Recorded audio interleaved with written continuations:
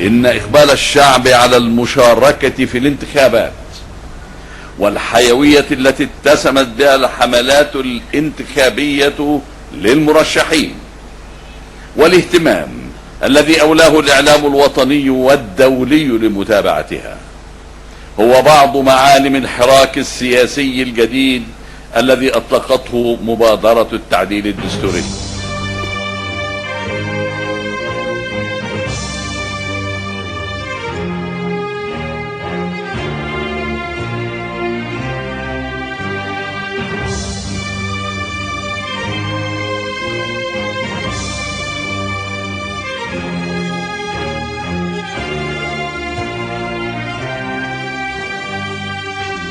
أتوجه بالتحية والتقدير لقواعد وكوادر الحزب الوطني الديمقراطي في كافة المحافظات.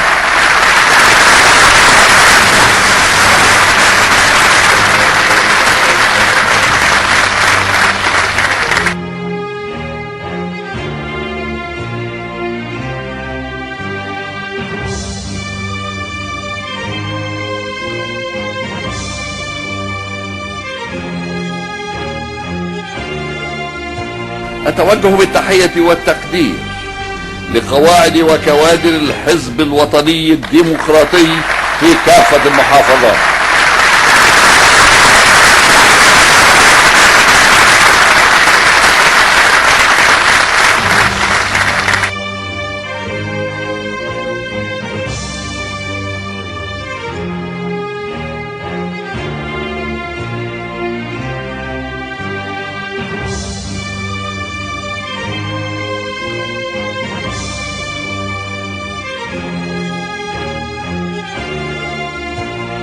فأمضي بكل العزم والتصميم في إقامة مجتمع عصري لمواطنين أحرار في بلد ديمقراطي.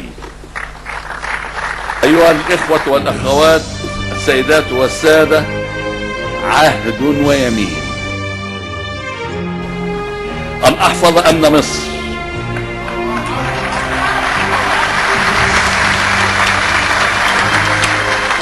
أن أحفظ أمن مصر وسيادتها واستقلال إرادتها، وأن أدافع عن مصالحها العليا ومصالح أبنائها.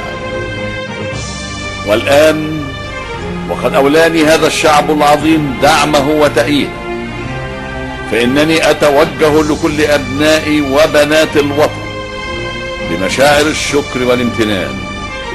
أقول لكل مصري ولكل مصرية أن ثقتكم وتأييدكم هو مسؤولية وأمانة.